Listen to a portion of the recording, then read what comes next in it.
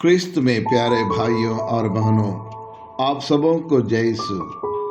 क्रूसित प्रभु यीशु क्रिस्त की कृपा, दया और करुणा आपके एवं आपके परिवार के साथ रहे।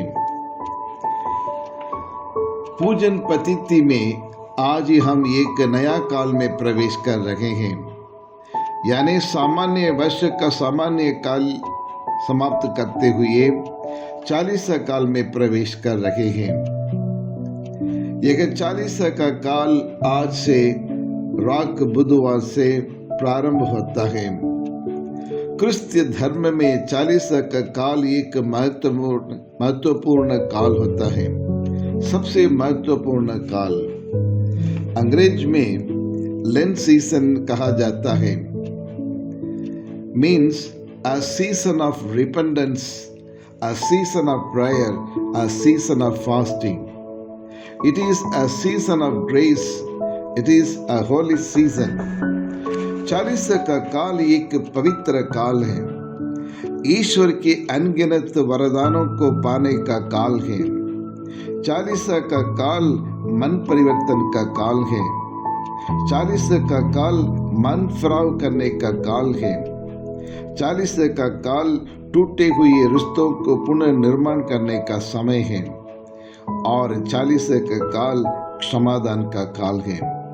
इसलिए हमारी बाइबल बताती है, जोएल अध्याय 2 पद संख्या 13 से 18 तक, अब तुम लोग उपवास करो और रोते तथा शोक मनाते हुए पूरे हृदय से मेरे पास लौट आओ।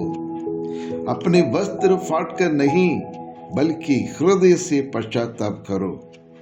अपने प्रभु ईश्वर के पास लौट आओ, क्योंकि वह करुणामय परमेश्वर है, दयालु परमेश्वर है, अत्यंत सहनशील और दया सागर है। जी हाँ, क्रिस्त में प्यारे भाई और बहनों, 40 का काल का मतलब है जब हमारे प्रभु यीशु क्रिस्त ने मरुभूमि में 40 दिन और रात और प्रार्थना की थी। तब वह अपने आप से दुनिया से दूर रखा था, अपने आप से हर भोजन से दूर रखा था, पानी से दूर रखा था। 40 दिन रात उन्होंने लग के प्रार्थना की थी। प्रिय विश्वासियों, प्रभु यीशु क्रिस्त ईश्वर के पुत्र होते हुए भी, वह स्वयं ईश्वर होते हुए भी उपवास रखने का क्या जरूरी है? क्योंकि वे जानते थे कि जिस संसार में आज मनुष्य जीता है वह एक पापी दुनिया है। प्रभु यीशु क्रिस्त अच्छी तरह से जानते थे यह दुनिया, यह जिंदगी बहुत पापी हो चुकी है। इसलिए प्रभु यीशु ने इसलिए उपवास किया था कि हमारे पुनर्जीवन के लिए, हमें नई जिंदगी देने के लिए उपवास की थी। वे इसलिए उपवास की ताकि हम सबको पाप से दूर रख सकें। एक बार लियो टॉल्स्टॉय ने कहा, हर मनुष्य दुनिया को बदलना चाहता है, समाज को बदलना चाहता है, लेकिन अपने आप को नहीं बदलना चाहता है। जी हाँ, क्रिस्त में प्यारे भाई और बहनों, और आज हम में से हर एक व्यक्ति ये चाहता है कि दूसरों को सुधारूं, दूसरों की गलतियां ढूंढूं, दूसरों की गलती को गिनती करूं, लेकिन वह स्वयं अपनी गलती के बारे में नहीं सोचना चाहता है। There's a saying in English, changes never change. दुनिया में हर चीज बदलती जाती है और science and technology and communication में हर रोज और उसमें बदलाव आता है, बहुत बड़ा चेंजेस होता रहता है। लेकिन मनुष्य अपने आप में बदलाव लाना नहीं चाहता है, अपनी बुरी आदतों को चेंज करना नहीं चाहता है, अपने बुरे व्यवहार में बदलाव लाने के लिए जरा सा भी वह इच्छुक नहीं है। वह अपनी गलती को ना स्वीकार करता है, ना सुधरना चाहता है। लेकिन आज माता कलीसिया हम में से हर एक क्रिस्तियों से निवेदन करती है, आग्रह करती है कि इस 40 काल में मन फिराव करें, पुराने पापमय जीवन को त्यागें और ईश्वर के पास लौट आएं।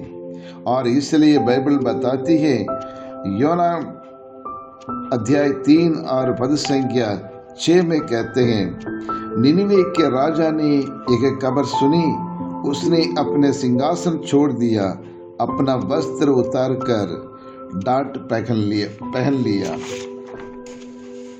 और राख पर बैठ गया।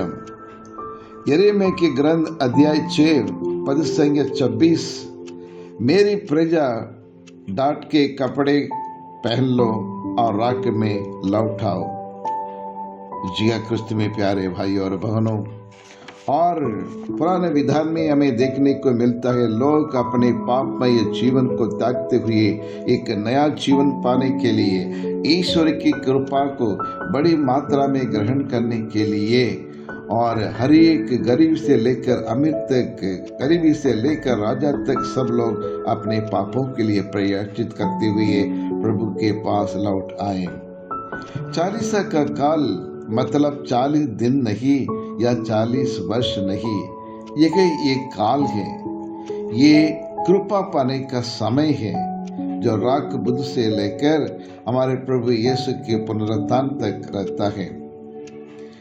और थियोलॉजियंस कहते हैं क्रोनोस और कैरोस 2 भाग में बांटते हैं। ये क्रोनोस मतलब और ये हिस्टोरिकल पीरियड है, और कैरोस का मतलब ये पीरियड ऑफ ग्रेस यानी कृपा का काल है।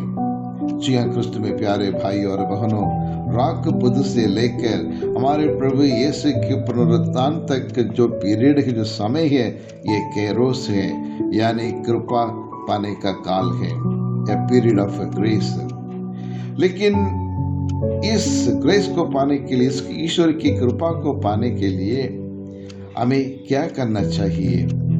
40 काल को कैसे हम कृपा का काल में हम बदल सकते हैं? माता कलीसिया हमसे कहते हैं, इसलिए हमें 3 चीज की करने की जरूरत है। एक फास्टिंग, उपवास रखना, और दूसरा प्रार्थना करना, प्रेयर, और तीसरा दान धर्म करना यानी alms giving. Fasting, prayer and alms giving, इन तीनों के द्वारा हम अपने आप को और तैयारी कर सकते हैं। तो आइए आज हम प्रभु यीशु क्रिस्त से यह प्रार्थना करें। ये सर्वशक्तिमान पिता परमेश्वर, हम आपको धन्यवाद देते हैं प्रभु, आज इसे एक नए काल में प्रारंभ करने के लिए आप हमारी मदद कर रहे हैं। हे पिता परमेश्वर, हम आपको धन्यवाद देते हैं प्रभु, और पिछले 1 साल से आपने जो भी वरदान, अनुग्रह, कृपा में प्रदान किए हैं, हमारे परिवार को हर बीमारी से बचा रखा है, उसके लिए हम आपको धन्यवाद देते हैं। आज से एक नए काल में, 40 काल में हम प्रवेश कर रहे हैं।